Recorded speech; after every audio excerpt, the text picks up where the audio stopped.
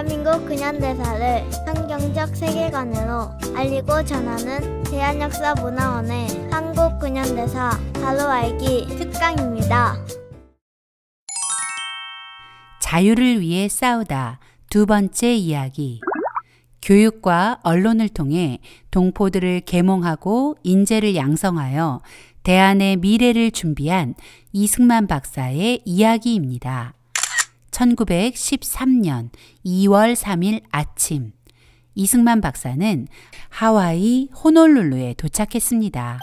이 박사는 한인 동포들이 마련해준 푸누이 스트리트 2453번지에 바로 이 집에서 교육자, 언론인, 그리고 독립운동가로서의 하와이 30년의 삶을 시작했습니다. 하와이에 오자마자 이 박사는 가장 먼저 한국교회 핍박을 지필했습니다. 약 2달 동안 백오인 사건에 관련하여 이 박사 자신이 목격한 것, 미국 각 신문에 보도된 자료들, 미국 각 교회에서 대표들을 파송하여 직접 보고된 내용들, 그리고 각 교회들의 월간 잡지들과 미국의 선교회에서 발간한 글들을 바탕으로 백오인 사건 진실과 의미를 정리하여 1913년 4월 한국교회 핍박을 출간한 것입니다. 한국교회 핍박은 모두 5장으로 구성되었는데 제1장 한국교회 핍박에는 일본이 그토록 숨기려 했던 일본의 한국교회 핍박의 실상이 세계에 알려져 일본이 곤란을 겪고 있다는 내용입니다. 제2장 외교상의 관계에서는 일본이 한국교회를 핍박하는 이유가 한국교회 때문에 일본이 외교적으로 난처해졌기 때문이라고 강조합니다. 그리고 제3장 내치상 관계에서는 한국 교회가 일본의 식민지 정책의 번번이 방해가 되기 때문에 한국 교회를 핍박한다며 8가지 예를 들어 그 이유를 설명하고 있습니다. 제4장 한국 기독교 청년회 YMCA에서는 기독교 청년 활동이 민족의 희망이라고 강조합니다. 제5장 선천학교와 재판의 전말에서는 선천 지역의 학교와 교회가 일제로부터 당한 잔혹한 핍박, 그리고 백오인 사건의 실체가 일제에 의해 조작된 허위 날조 사건이라는 것을 당시 국제사회에 보도된 내용을 인용하여 설명하고 있습니다. 이승만 박사의 한국교회 핍박은 백오인 사건에 관한 정보를 담고 있지만 그렇다고 해서 단순히 일본의 만행에만 초점을 맞추어 일본을 성토하려는 목적이 아닙니다. 이 박사는 책의 서론에 한국교회 핍박을 지필하는 목적을 이렇게 이야기합니다. 이 박사는 일본이 한국교회를 핍박한 것은 교회와 민족과의 깊은 관계 때문이었다라고 서문을 시작합니다. 당연히 관계가 깊죠. 일본이 한국을 통치하는 데 있어 한국교회가 사사건건 방해가 되기 때문입니다. 무릇 무엇인가를 소망하는 사람은 그 소망하는 바를 이루기 위해 일을 하고자 할 것이다. 또한 일을 하고자 하는 자는 그 일의 실상을 알고자 할 것이다. 이는 거꾸로 이야기하면 일을 알아야 올바로 행할 수 있으며 올바로 행해야 소망을 이룰 수 있는 것이다. 만일 알고도 행하지 않는다면 아무런 결과도 얻어지지 못할 것이다. 무릇 이 글을 쓰는 것은 일본의 잘못함을 알리고자 하는 것이 아니라 우리의 잘한 바를 알리고자 함이다. 이 뜻을 알고 행하기를 힘쓰기를 바라며 이 글이 더 나아가 우리 민족 전체에게 유익을 주었으면 하는 바람이다. 이 박사는 한국인들이 일본의 부당함을 알리고 싶고 또 일본으로부터 벗어나 독립을 소망한다면 지금 우리에게 닥친 일의 원인과 실체, 그리고 이 절박한 상황을 벗어날 바른 방법을 알고 제대로 행동하라는 것입니다. 이 박사는 일본의 만행이나 곱씹으며 원망하고 불평하는 것은 우리의 살 길이 아니라고 말합니다. 오히려 앞으로 우리가 무엇을 어떻게 하는지 우리의 처신이 중요하다는 것이죠. 그래서 한국교회 핍박을 통해 앞으로 우리가 무엇을 어떻게 해야 하는지 말하겠다는 것입니다. 이 박사는 한국교회의 존재 자체가 외교와 내치 두 가지 차원에서 일본에게 위협이 된다고 했습니다. 외교상 관계를 설명하는 부분에서 이 박사는 다음과 같이 이야기합니다.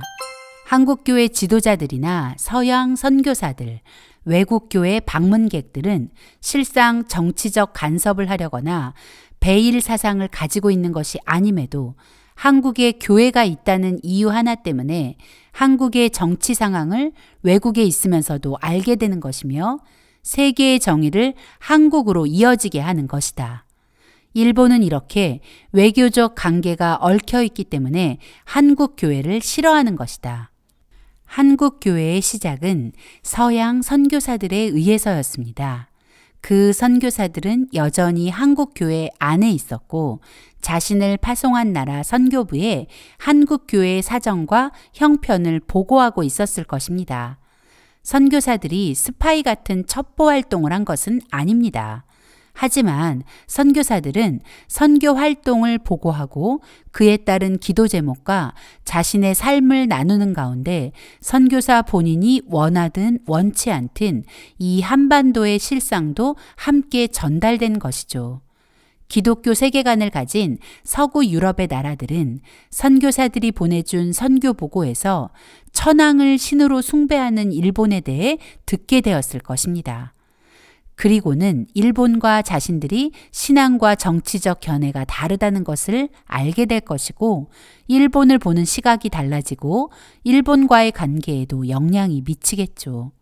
때문에 일본이 한국 교회를 싫어한다는 것입니다. 이승만 박사는 외교적 관계뿐만 아니라 일본이 한국을 통치하는데도 한국 교회가 걸림돌이 되기 때문에 일본이 한국 교회를 핍박하는 것이라며 그 이유를 8가지 예를 들어 설명합니다. 첫째, 교회는 한인들이 자유로 회집하는 곳이며 대체로 사람들이 함께 회집하면 자연히 공론이 생기며 단체되는 세력이 생긴다. 당시 일본은 강압적인 통치 방법으로 한반도를 통제하고 있었습니다. 한일합방 이후 일본은 4, 5인 이상 모이는 단체를 결성할 때 반드시 조선 총독부의 허가를 받도록 했습니다. 이렇게 집회의 자유를 억압받는 상황 속에서 주로 서양 선교사들이 연관된 교회는 사람들이 자유롭게 모일 수 있는 장소였습니다. 교회로 모여든 사람들에게 공론이 일어나고 그 공론은 곧 모두를 결속시켜 큰 힘이 되기 때문에 일본은 한국 교회를 핍박한 것입니다. 둘째, 이 교회 안에는 활동력이 많기 때문이다. 지난 과거를 돌아보면 조선은 스스로 서지 못하고 누군가에 의지해 왔다고 이 박사는 말합니다. 조선은 명나라에 기대다가 명이 망하자 청나라에 그리고 러시아에 기대고 일본에 기대다가 나라를 빼앗겼습니다. 이쯤 되면 절망감에 빠져 있어야 하는데 한국 교회는 절망감에 빠진 것이 아니라 오히려 누군가에게 기대려는 지난날의 습관을 벗어버리고 스스로 일어서기 시작하고 소망을 품고 뭔가를 하려고 자꾸만 꿈틀거리며 일본을 긴장하게 만들었습니다. 그런 이유로 일본은 한국 교회를 핍박한 것입니다. 셋째, 교회는 합심하는 능력이 있다. 이 박사는 조선은 이제껏 하나 되지 못했다고 지적합니다. 그러나 기독교의 복음이 전해지고 기독교인이 된 사람들은 이전에 자기 자신만을 위해 이기적으로 살고 남을 해치면서까지 자신이 살고자 했던 모든 것을 회개하고 다른 사람을 먼저 생각하는 이타적인 사람으로 변화되었습니다. 그렇게 변화된 사람들은 서로가 서로를 위하고 섬기며 하나가 되는 놀라운 변화를 맞이했고 마치 한 몸처럼 움직이는 교회는 일본의 내치의 최대 걸림돌이었을 것이 분명합니다. 넷째, 교회를 통해 국민의 원기가 유지되기 때문이다. 이 박사는 이 항목을 설명하면서 이렇게 말합니다. 일본은 나라를 팔아먹은 대신들을 두려워하지 않는다. 또 아무것도 모르고 자기밖에 모르는 일반 백성도 두려워하지 않는다. 또 주색 잡기에 빠져 나라야 어찌 되든 말든 하는 이들도 두려워하지 않는다. 그러나 교회의 높은 도덕적 가르침은 사사건건 일본의 이익과 대치되었다. 네, 맞습니다. 기독교는 나라에 대한 의무와 책임감을 확고히 해주기 때문에 거룩한 기독교인이 많아지면 책임감 있는 거룩한 국민이 많아지는 것이죠. 그렇기 때문에 일본은 한국 교회가 몹시 싫었을 것입니다. 다섯째, 교회는 청년 교육에 힘쓰기 때문이다. 일제가 조선을 점령하고 모든 학교가 일본의 통제 아래 들어가게 되었습니다.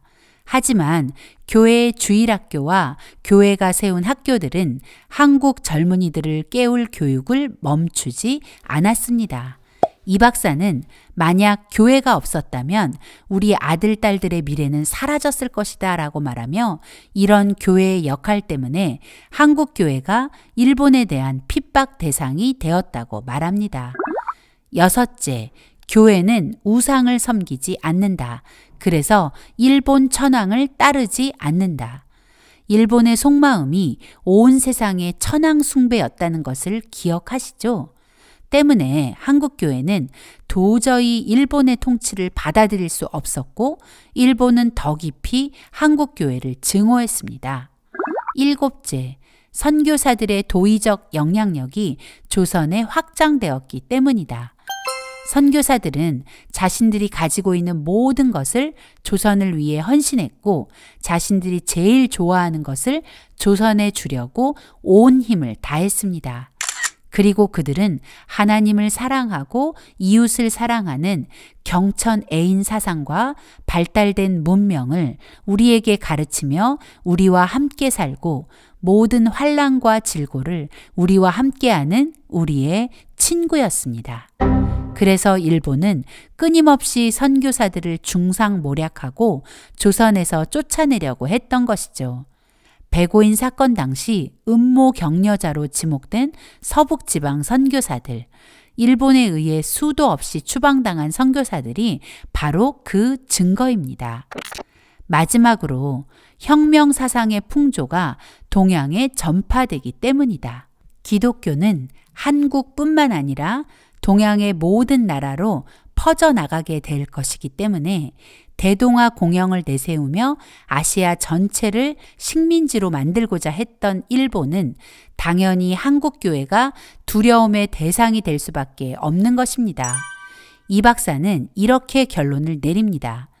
앞으로 조선을 살릴 길은 지식과 실력을 쌓는 것이고 기독교다.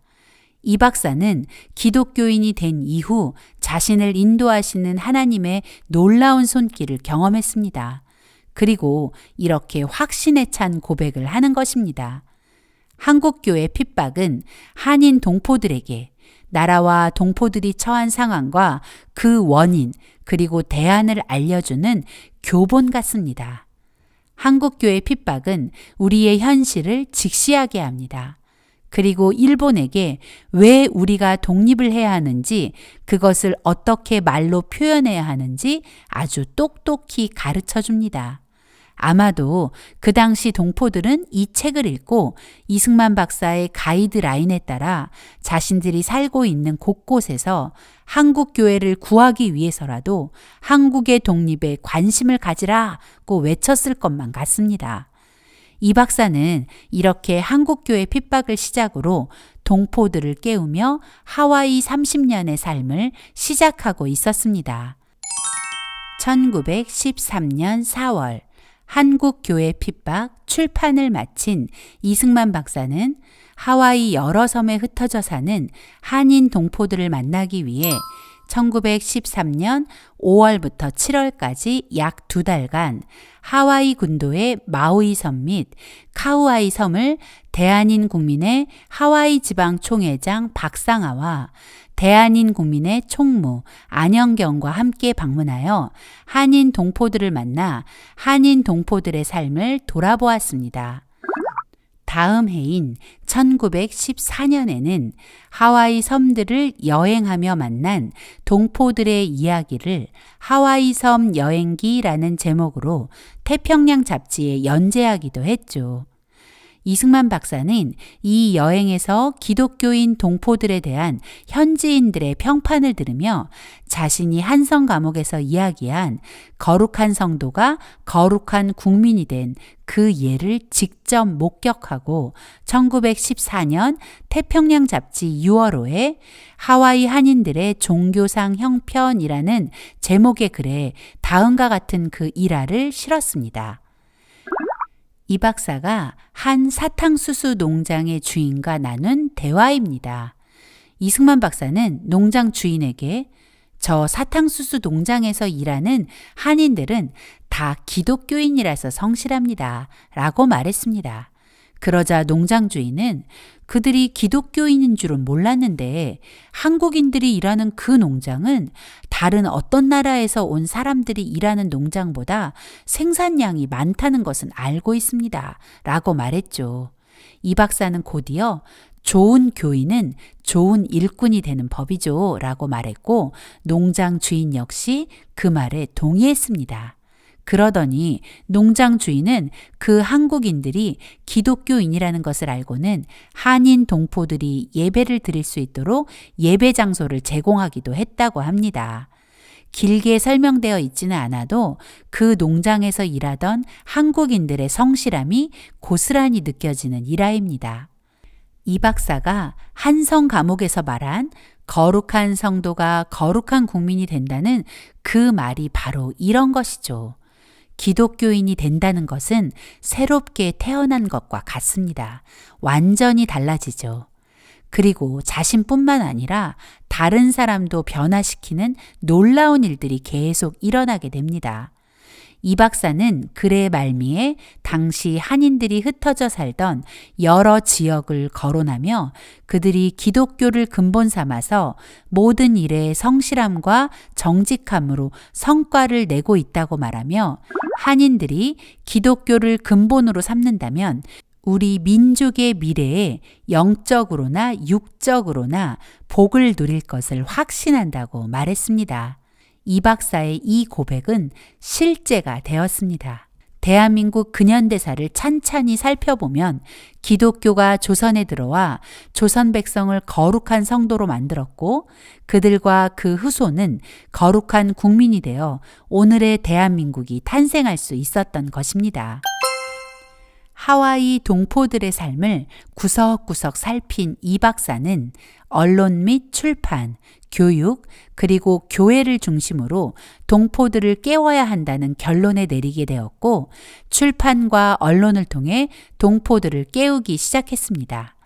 당시 하와이 한인사회의 언론과 출판은 두 가지 매체가 담당하고 있었는데 하나는 대한인 국민의 하와이 지방총회가 발행하는 기간지 신한국보였고 다른 하나는 하와이 감리교회가 발행하는 포와 한인교보였습니다. 그러나 1913년 여름 포와 한인교보가 폐간되었고 그 소식을 들은 이 박사는 1913년 9월 태평양 잡지를 창간해 포와 한인교보의 역할을 이어가며 하와이에 사는 한국 동포들을 비롯해 미주 그리고 전 세계에 흩어져 있는 동포들을 깨우기 위한 중요한 도구가 되었습니다. 태평양 잡지는 중간에 가끔 결호가 있기는 했지만 꾸준히 발행되었습니다. 그러다 1930년 12월 13일자로 20쪽 안팎의 주간지 태평양 주보로 그 형태를 바꾸었습니다. 태평양 잡지일 때나 태평양 주보일 때도 마찬가지로 이 소식지는 하와이뿐 아니라 여러 나라에 흩어진 한인 동포들을 일깨우고 위로와 소망을 주는 격려자 역할을 감당하며 대한의 독립에 기여했다는 것을 기억해야 합니다.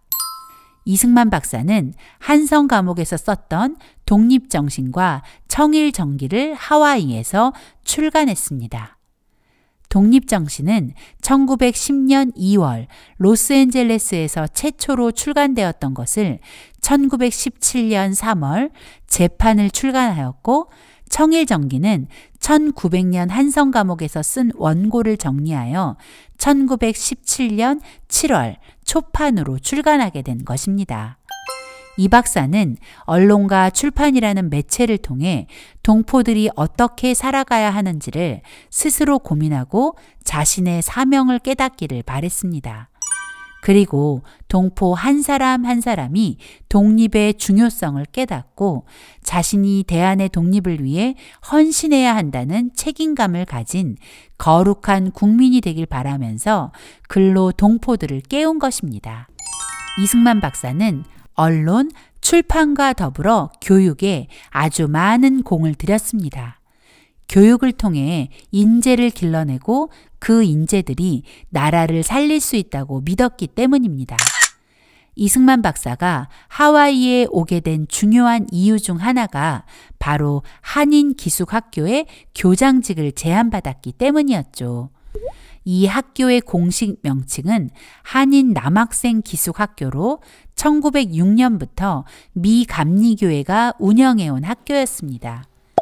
이 박사가 하와이에 온 지 약 6개월이 지난 8월 26일 이 박사는 한인 기숙학교의 교장으로 임명되어 본격적인 한인 동포 교육에 돌입합니다. 이승만 박사는 한인 기숙학교의 교장으로 취임하면서 학교 이름을 한인중앙학교로 바꾸고 학교의 체제도 남녀공학으로 개편했습니다. 이 남녀공학이 한국인이 다닌 학교 중 국내와 국외를 통틀어 최초의 남녀공학이었다는 사실. 1년 후인 1914년에는 여학생들을 위한 기숙사도 마련했죠. 그러나 학교를 후원해온 미 감리교 여선교회는 여학생 기숙사 문제로 마찰이 생기기 시작했고 여학생을 가르칠 수 없다며 항의했습니다. 애초에 학교 이름이 남학생 기숙학교라는 이유였습니다. 이승만 박사는 1915년 6월 한인중앙학교 교장을 사임하고 1915년 10월 교민들이 후원한 기금으로 외부의 지원에 의지하지 않는 독립학교 한인여학원을 설립했고 초대 교장을 맡게 되었습니다. 이 박사는 꼼꼼히 영수증을 발행하며 교민들의 성금이 낭비되지 않게 했고 교민들 역시 학교를 설립하는 일에 모든 과정에 힘을 모았습니다. 이승만 박사의 한인여학원에는 점점 더 학생들이 몰려들었습니다. 하와이의 신문들까지 한인여학원을 홍보해 주었죠. 이 박사는 학교의 로고까지 직접 제작하였고 하와이에서 열리는 국제 퍼레이드에도 참석하는 등 활동의 범위도 넓혀나가며 점점 유명세를 타기 시작했습니다. 한인중앙학원에 다니던 남학생들의 부모님들은 앞다투어 자신의 아들도 한인여학원에 입학시켜줄 것을 요청하는 지경까지 이르게 되었죠. 결국 1918년 1월이 되면서 한인중앙학교 남학생들도 대거 전학을 와서 학교는 여학교에서 남녀공학으로 개편되었고 남녀공학이 된 한인여학교는 1918년 9월 학교 이름을 한인기독학원으로 바꾸고 발전을 거듭하게 됩니다. 불어난 학생과 남학생들 기숙사까지 마련하자면 당시의 학교 부지로는 너무 좁았습니다. 그래서 마침 폐교된 하와이 현지 학교인 알리올라니 학교를 빌려 한인 기독학원의 새 교사로 사용되게 되었죠. 이 사진이 바로 알리올라니로 교사를 옮긴 한인 기독학원의 초창기 모습입니다. 사진 중앙에 아직 알리올란이라는 하와이 학교 현판이 그대로 남아있는 것이 보이시죠? 현재 이곳은 현지 초등학교로 사용되고 있는데 놀라운 것은 자신들의 역사에 한인 기독학원의 역사를 자신들의 역사의 일부로 기념하고 가르치고 있다는 것입니다. 우리는 너무 쉽게 버리고 잊고 기억하지 않아 오늘 이렇게 역사가 엉망진창으로 왜곡되어 버렸는데 자신들의 역사도 아닌 한인 학교의 역사를 기억하고 기념하는 그들의 모습에 부끄러움이 몰려옵니다. 알리올라니 학교는 또 다른 역사적 의미를 지니고 있는데요. 1919년 3월 1일 3.1 운동 후 약 한 달 보름이 지난 4월 12일에 이곳에서 대한의 독립운동을 경축하는 기념행사가 진행되기도 했죠. 한인 기독학원은 점점 성장했고 하와이 내에 한인 기독학원에 대한 인지도와 관심도 높아졌습니다. 한인 기독학원은 후일 고국 방문단을 만들어 고국을 방문하고 하와이에 이민자를 파송한 인천 내립교회를 방문하기도 하죠. 하와이 이민을 떠날 때 누가 이런 날을 상상이나 했을까요? 학교는 더 성장했고 학생은 많아졌고 많아진 학생들을 감당하기에 학교는 너무 좁았습니다. 이승만 박사는 현재 하와이 칼리이 초등학교가 위치한 바로 그 자리에 새 교사와 기숙사를 짓고 학교를 확장 이전했습니다. 하와이에서는 이미 없어진 한인 기독학원을 기억하고 학교가 있던 그곳의 도로명을 쿨라코레아 한국학교 길로 부르고 있습니다. 한인 기독학원은 이 박사의 바람대로 대한의 독립과 대한민국 건국에 헌신한 인재들, 그리고 미주 사회에서 한국인의 위상을 높인 인재들로 성장하게 되었습니다. 하와이 정착 과정에서 미 감리교회와 갈등을 겪은 이 박사는 독립된 한인교회를 세우는 일에 뛰어들었고 1918년 12월 23일 한인 기독교회라는 이름의 독립된 한인교회를 설립하게 되었습니다. 1922년에는 한인 기독교회는 단독 건물로 건축하게 됩니다. 그렇게 하와이 한인 기독교회는 현재까지 이어지고 있습니다. 결국 이 박사는 하와이에서 한국교회가 독립할 수 있음을 실제로 증명해 보인 것입니다. 또한 이승만 박사는 1913년 호놀룰루 YMCA 명예이사가 되었습니다. 하와이 한인 동포는 하와이 소수민족 가운데 2%를 넘지 못하는 상태였기에 이 박사는 우리 동포들이 하와이 사회에서 동등한 활동을 할 수 있도록 하기 위해 더 그런 선택을 한 것입니다. 또 한인 YMCA 지부도 만들어 한인 기독 청년의 활동도 활발하게 이어갔습니다. 이승만 박사는 당장 눈앞에 보이는 것에 흔들리는 사람이 아니었습니다. 그의 눈은 더 먼 곳에 닿아 있었습니다. 그래서 교육과 언론을 통해 먼저 인재를 양성하는 것이 나라를 살리는 가장 빠른 길이라고 확신한 것입니다. 형편과 사정을 살펴 단체를 결성하고 교육과 출판에 힘써 지식과 실력을 배양하는 한편 영문을 배워 미국인과 소통하고 교회와 사회의 좋은 친구를 많이 얻어 세력을 넓히며 의로운 일을 힘써 행함으로 미국 정부와 여론의 동정을 얻은 다음 미일 개전의 기회를 기다려 대업을 도모하자. 이 박사의 이 고백은 그의 교육과 언론 출판에 대한 열심의 이유를 잘 설명해 주고 있는 것입니다.